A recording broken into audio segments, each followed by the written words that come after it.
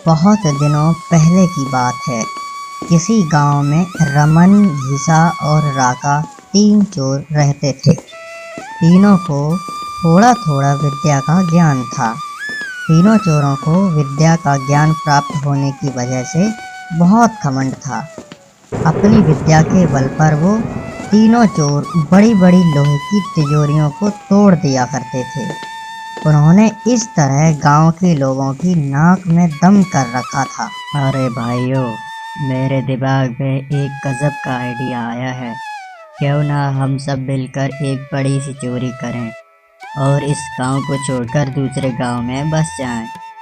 अरे कम से कम इस रोज रोज की परेशानी से तो बचेंगे। आप लोग क्या कहते हो?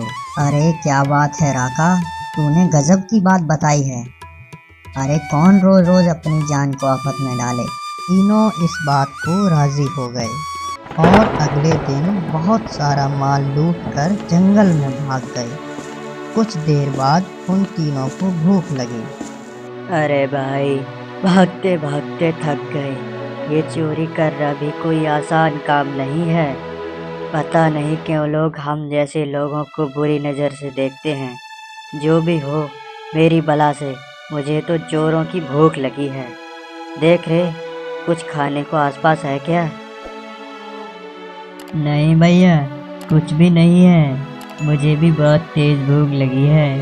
अब क्या खाएं? तुम दोनों बुद्धू के बुद्धू रहोगे।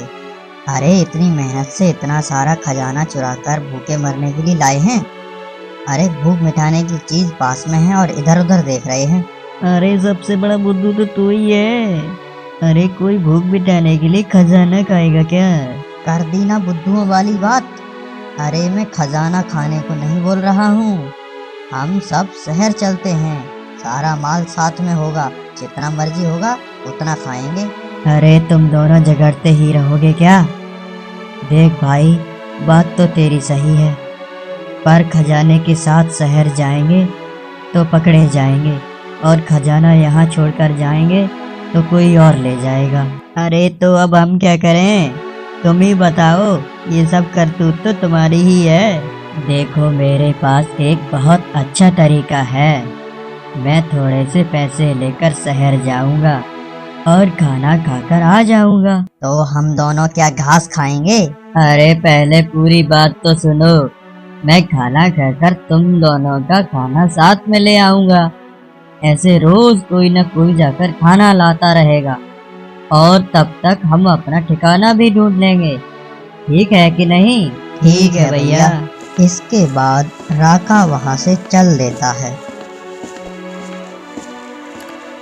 अरे भाई राका, तुम कब तक उन बुद्धुओं के साथ में रहोगे? अगर मैं खाने में जहर मिला दूं तो वो दोनों मेरे रास्ते से हट जाएंगे और सारा माल मेरा होगा। फिर सारी जिंदगी आराम से कटेगी। ऐसा ही करूँगा। ऐसा सोचकर राका आगे बढ़ जाता है। उधर रमन और घीसा भी राका के बारे में कुछ ऐसा ही सोच रहे थे। क्यों भाई, मैं ये सोचता हूँ कि अगर हम दोनों मिलकर उस मोटे को मार दें तो सारा माल हम दोनों आपस में बांट लेंगे और ऐश की जिंदगी जिएंगे। वैसे भी वो मोटा हम दोनों से 4 गुना खुराक खाता है और ऊपर से धौंस जमाता है। तुम्हारा क्या कहना है? मैं तुम्हारे बिना कुछ नहीं करूँगा। तुम सच कहते हो, इसी में हमारा फायदा है। दोनों चोरों ने ये योजना मान ली। उधर राका उनके खाने में जहर मिलाकर ला रहा था। जैसे ही वो उनके पास आया, उन दोनों ने हमला करके उसे मार डाला और उस खाना को खाने के बाद वो दोनों भी मर गए। इस तरह तीनों चोर आपस में लड़कर मारे गए।